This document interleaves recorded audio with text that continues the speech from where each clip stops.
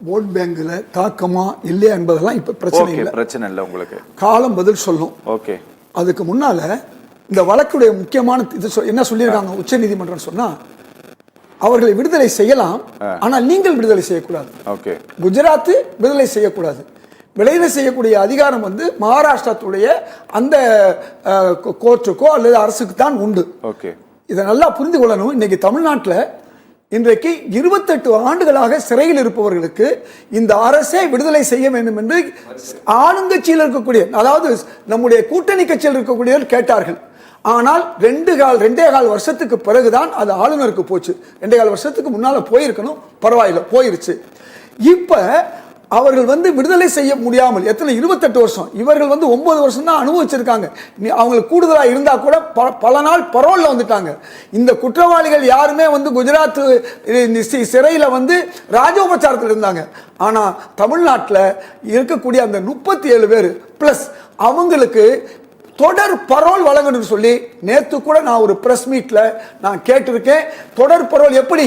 பேரறிவாளன் கூட சர்வதேச குற்றம் செய்த இலங்கையர்கள் உட்பட அவர்களுக்கு நீங்கள் தொடர் பரோல் கொடுத்தீங்க இல்லையா, அந்த மாதிரி கொடுக்கணும்னு கேட்டது மட்டுமல்ல, தமிழ்நாட்டில் அதாவது 39 வயசு வரை தான் நீங்க டிஎன்பிஎஸ்சி எழுத முடியும். அதை 47 49 பிற மாநிலங்கள்லாம் வைத்திருக்கும் போது தமிழ்நாட்டில் இருக்கக்கூடிய தாழ்த்தப்பட்டவர்களுக்கும் பிற்படுத்தப்பட்டவர்களுக்கும் ஏன் நீங்க 45 47 ஆக்கக்கூடாது, சமூக நீதியை காக்கக்கூடாதுன்னு ஒரு கேள்வியை கேட்டிருக்கோம். அதை விட மிக முக்கியமா நீட்டுக்காக நம்ம போராடிக்கிட்டு இருக்கோம்.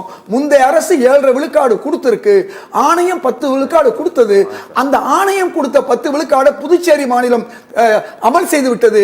இந்த 2.5 விழுக்காடு இந்த 3 வருஷமா நம்ம கொடுக்காம சமூக நீதியை பேசக்கூடிய நாம் கொடுக்காதனால என்ன நடந்திருக்குன்னா, 400 இடங்களை கிராமப்புற அரசு பள்ளி மாணவர்கள் இழந்திருக்கிறார்கள். அவர்களுக்காக வேண்டி இந்த சட்டசபையிலே ஒரு மசோதாவை கொண்டு வந்த அந்த 2.5 விழுக்காடையும் இந்த கிராமப்புற அரசு பள்ளிகளுக்கோ அல்லது அரசு உதவி பெறும் பள்ளிகளுக்கோ கொடுக்கணும் அப்படிங்கிற ஒண்ணே நான் நேத்து பிரஸ் மீட்ல கொடுத்திருக்கேன். அதோட ஒரே நிமிஷம். அதே மாதிரி தமிழ்நாட்டில் 26 மாநிலங்கள்ல அரசு ஹஜ் இல்லம் இருக்கு, ஆனா தமிழ்நாட்டில் இல்ல. அதை கொண்டு வாங்கன்னு சொல்லி கலைஞர் மிகப்பெரிய முயற்சி எடுத்தாரு.